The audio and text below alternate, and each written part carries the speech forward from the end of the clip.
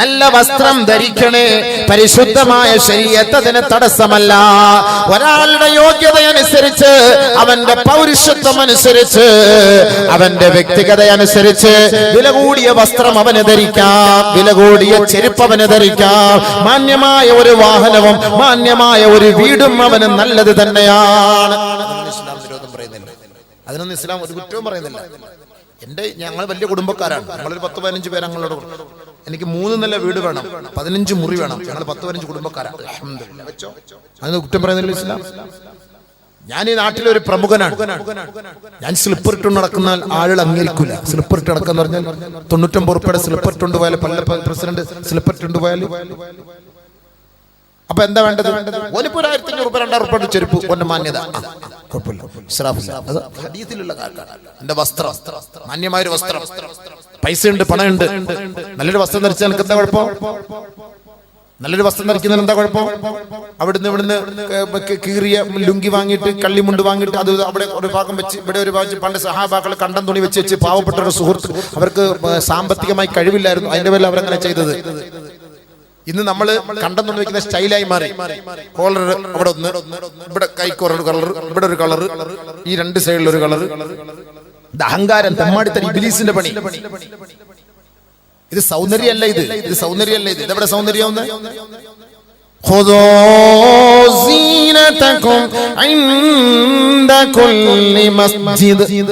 അല്ലാഹുവിന്റെ മുന്നിൽ സുജൂദ് ചെയ്യേണ്ടവനല്ലേ സത്യവിശ്വാസിയെ? അല്ലാഹുവിന്റെ മുന്നിലേക്ക് നീ വരുമ്പോ ശുഭവസ്ത്രധാരിയായി വരേണമേ.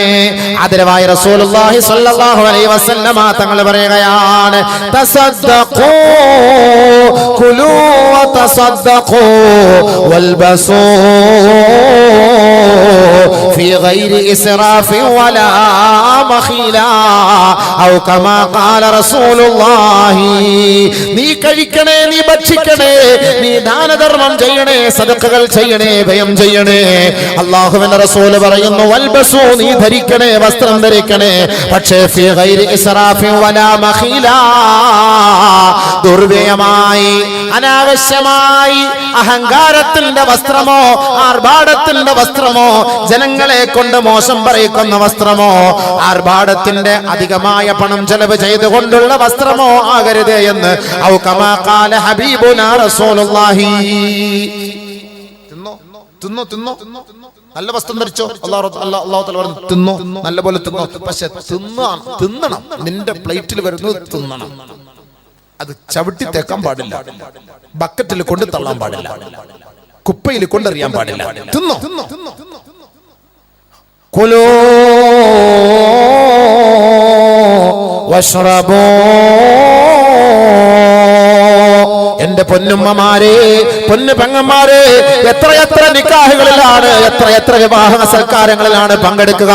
നിങ്ങളുടെ മുന്നിലേക്ക് ഭക്ഷണം കൊണ്ടിടുമ്പോ നിങ്ങൾ പറയണേ നിർത്തണേ, അല്ലെങ്കിൽ നിങ്ങൾക്ക് ആവശ്യമുള്ള ഭക്ഷണം നിങ്ങൾ എടുത്ത് കഴിക്കണേ, ആ പാത്രം തുടച്ച് വൃത്തിയാക്കണേ, വിരലുകൾ നിങ്ങൾ ഉറിഞ്ചണേ. നിങ്ങൾ ഒരു ഗ്ലാസ് വെള്ളം എടുത്തിട്ട് പകുതി കുടിച്ചിട്ട് പകുതി നിങ്ങൾ വലിച്ചെറിയരുത്.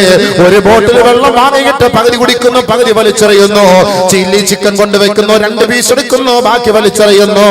അൽഫാം കൊണ്ടുവെക്കുന്നു, നിങ്ങളുടെ മുന്നിലേക്ക് അൽഫാം, ഒരു കോഴിയുടെ ലെഗ് പീസ് കൊണ്ടുവെക്കുന്നു, ആ ലെഗ് പീസ് എടുത്ത് ഒരു കടി കടിക്കുന്നു, വലിച്ച് നിങ്ങൾ എറിയുകയാണ്. മട്ടൻ ചാപ്സ് കൊണ്ടുവെക്കുന്നു, 2 പീസ് തിന്നുന്നു, ബാക്കി നിങ്ങൾ എടുത്ത് കളയുകയാ. നിങ്ങൾ കഴിക്കുന്നത് മറ്റാരും പിന്നീട് കഴിക്കുകയില്ല. വെയിറ്റർ വരുന്നു, അതെല്ലാം വേസ്റ്റ് കൊട്ടയിലേക്ക് തള്ളുകയാ. ആരാണോ ആ തീന്മേശയിലിരുന്ന് കഴിച്ചത്, മലക്കുകൾ രേഖപ്പെടുത്തുകയാണ്, പെങ്ങളെ, നീ കഴിച്ച ആ ഭക്ഷണത്തിന്റെ അവശിഷ്ടങ്ങൾ നാളെ മൈസറിന്റെ മൈതാനിയിൽ വന്ന് നിന്നിട്ട് വിളിച്ചു പറയുകയാണ്, അല്ലാഹ്, പാവപ്പെട്ട എത്രയോ പേരാണ് നിന്റെ ദാസന്മാരെ പട്ടിണി കിടക്കുന്നത്.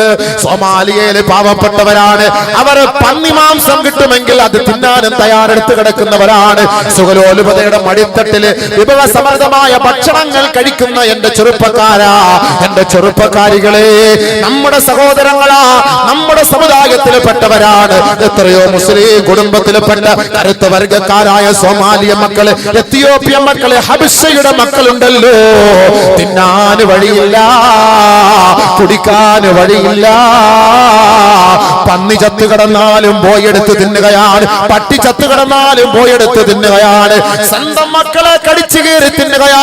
തന്റെ ശരീരത്തിൽ നിന്ന് നിർഗളിക്കപ്പെടുന്ന മലമൂത്രമുണ്ടല്ലോ, വിസർജിക്കപ്പെടുന്ന മലമൂത്രമുണ്ടല്ലോ, തന്റെ മാലിന്യമായ ആ കാഷ്ടവും മൂത്രവും സ്വന്തമായി കുടിക്കാൻ തയ്യാറാവുകയാണ്. പരിശുദ്ധമായ റമദാൻ മാസം എത്തിയപ്പോ സൗദി പണ്ഡിതന്മാരോട് വിളിച്ചു ചോദിക്കുകയാണ്, അല്ലയോ ഉസ്താദുമാരേ, സഹർ കഴിക്കുക എന്ന് പറയുന്നത് സുന്നത്തല്ലയോ? 3 മണിക്ക് മിഷ്ടാന ഭോജനം കഴിക്കുന്ന, 3 മണിക്ക് വിഭവസമൃദ്ധമായ ഭക്ഷണം കഴിക്കുന്ന എന്റെ ചെറുപ്പക്കാരാ, എന്റെ കുടുംബക്കാരാ, ഈ അബൂബക്കറടക്കം നല്ല നല്ല ഭക്ഷണങ്ങളല്ലേ കഴിക്കുന്നത്? നമ്മുടെ സമുദായത്തിൽപ്പെട്ടവർ നമ്മൾ എടുക്കുന്ന അതേ നോമ്പ് തന്നെ, നമ്മൾ നമസ്കരിക്കുന്ന അതേ നമസ്കാരം തന്നെ, നമ്മൾ ഓതുന്ന അതേ ഖുർആൻ പാരായണം നടത്തുന്ന നമ്മുടെ മക്കളാ സൊമാലിയയിലെ പാവപ്പെട്ട മക്കള്. അവര് ചോദിക്കുകയാണ് സൗദി പണ്ഡിതന്മാരോട്, രാവിലെ അത്താഴം കഴിക്കല്, മുത്താഴം കഴിക്കല് സുന്നത്തല്ലയോ? അത് അല്ലാഹുവിന്റെ റസൂലിന്റെ സുന്നത്താണെന്ന് കേട്ടിട്ടുണ്ടല്ലോ, പക്ഷേ ഞങ്ങൾക്കത് സുന്നത്ത് ഹയാത്താക്കാനുള്ള സാമ്പത്തികമായ ഒന്നുമില്ല, അതിനുള്ള ഭക്ഷണമില്ല, ഒരു നേരത്തിന്റെ വഴിയില്ല, ഒരു തുള്ളി വെള്ളം പോലുമില്ല. ആ സുന്നത്ത് ഞങ്ങൾക്ക് ഉപേക്ഷിച്ചുകൊണ്ട് പരിശുദ്ധമായ റമദാനിന്റെ നോമ്പെടുത്താൽ ആ നോമ്പ് അനുവാദമാകുമോ? മഹാന്മാരെ, കേട്ട മാത്രയിൽ സൗദി പണ്ഡിതന്മാര് പൊട്ടി കരഞ്ഞുപോയി, പൊട്ടി കരഞ്ഞുപോയി.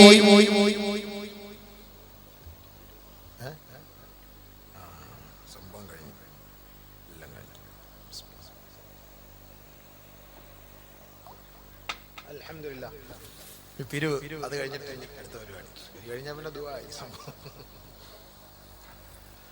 അല്ലാഹ് ഖൈർ വക്കറ്റിട്ടില്ല. എല്ലാവരും ഒരു പഴയ 500 പഴയ 500 പഴയ 1000 ഒക്കെ ഒന്ന് ഇട്ട് കൊടുക്കും. പഴയ 500 പഴയ 1000 ഒക്കെ ഒന്ന് ഇട്ട് കൊടുക്കും.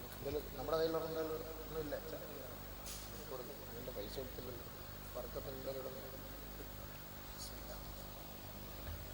എല്ലാവരും ഒന്ന് കാര്യമായിട്ടൊന്ന് സഹായിക്കും.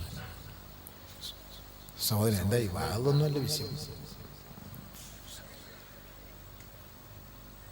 വിവാഹം തൂർത്തില്ല, വിവാഹം തൂർത്തൊക്കെ അവിടെ ഇരിക്കും. ഫുലൂസ് വിഷയം അല്ലേ? ഫുലൂസാണ് മെയിൻ വിഷയം. ഫുലൂസ് കിട്ടിയാൽ എല്ലാം റെഡിയാണ്. ഈ വക്കറ്റ് വീട് എടുക്കുന്ന കൂട്ടത്തിൽ അവരോട് ചെറിയൊരു സദഖ കൂടെ ഒന്ന് ചോദിക്കണം എന്നവർ പറഞ്ഞതിൻ്റെ പേരിൽ കുറച്ചൊന്ന് ചോദിക്കാം. ഇപ്പം നമ്മുടെ പുതിയ നോട്ട് വയലറ്റ് നോട്ടല്ലേ?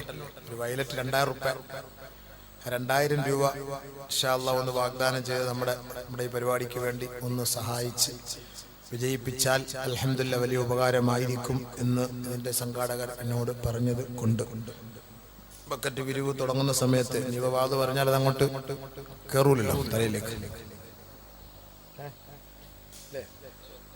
അതങ്ങനെ കയറൂല. അപ്പം അതുകൊണ്ട് ഇൻഷാ അല്ലാഹ് അതെങ്ങനെ ഇപ്പം ചോദിക്കാം. 2000 രൂപ ചോദിച്ചാൽ എഴുതിയെടുക്കാൻ അറിഞ്ഞുണ്ടോ? എഴുതിയെടുപ്പ് ഓൻ്റെ ആഗ്രഹം 2000 രൂപ പിടിക്കാൻ. അല്ലാഹുവേ പടച്ചവനെ റബ്ബേ, പിരിവും പ്രസംഗവും എല്ലാം കൂടെ എവിടെ നിന്നാലും പിരിവില്ലാത്തൊരു പരിപാടിയില്ല. ഇപ്പം ദൂരത്തൊക്കെ എപ്പോൾ പറയാൻ അടുത്ത വർഷം പറയാം നമുക്ക് ബാക്കി ഇൻഷാ അല്ലാഹ്. 2000 രൂപ അമ്പച്ച പോവാ. 2000 രൂപ പറഞ്ഞത് അമ്പച്ച. 2000 രൂപ. അപ്പൊ പുതിയ നോട്ടൊന്ന് കൈവെക്കപ്പാ ഇൻഷാ അല്ലാഹ്. പെട്ടെന്ന് ഒരു 10-15 പേരൊന്ന് കൈവെക്കാം. നമുക്ക് അടുത്ത ബാക്കി വിഷയം കുറിച്ച് പറയാം.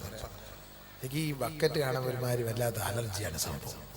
ഉഷാറായിട്ട് എന്തായാലും നമ്മൾ പൈസ ഒക്കെ ചോദിക്കണം. എന്തായാലും ഒരു ബക്കറ്റ് എടുക്കാൻ പറയും. അതിന് മുമ്പ് നിങ്ങൾ ഇങ്ങനെ ഇതായിട്ട് ഇങ്ങനെ സോമാലിയക്കാരുടെ കാര്യം പറഞ്ഞ പോലെ ആരെങ്കിലും സോമാലിയെ കൊണ്ട് സഹായിക്കുന്നുണ്ടോ ചോദിച്ച പോലെ ആയിപ്പോയി സംഭവം അല്ലേ? അപ്പോഴത്തേക്ക് അതങ്ങനെ അങ്ങനെ ആ വന്ന കോഴ്സ് അങ്ങനെ അങ്ങോട്ട് പോകും. ഉള്ള ശഹവത്ത് നഷ്ടപ്പെട്ടു പോകുന്ന പോലെ ആയത്. അൽഹംദുലില്ലാഹ് ഖൈർ. അല്ലാഹു കബൂലാക്കട്ടെ. അവിടെ എന്തായാലും എല്ലാ കാര്യങ്ങളും ഒരു 3 സ്വലാത്തുൽ സല്ലല്ലാഹു അലാ മുഹമ്മദ് സല്ലല്ലാഹു അലാ മുഹമ്മദ് അലാ മുഹമ്മദ് യാ റബ്ബി. അല്ലാഹു സുബ്ഹാനഹു വ തആല നമ്മുടെ ഈ സ്വലാത്ത് ഹബീബായ തങ്ങളുടെ റൗളയിലേക്ക് എത്തിച്ചു കൊടുക്കുമാറാകട്ടെ. അല്ലാഹു നമ്മുടെ ഹലാലായ ഉദ്ദേശങ്ങളെ നിറവേറ്റി തരുമാറാകട്ടെ.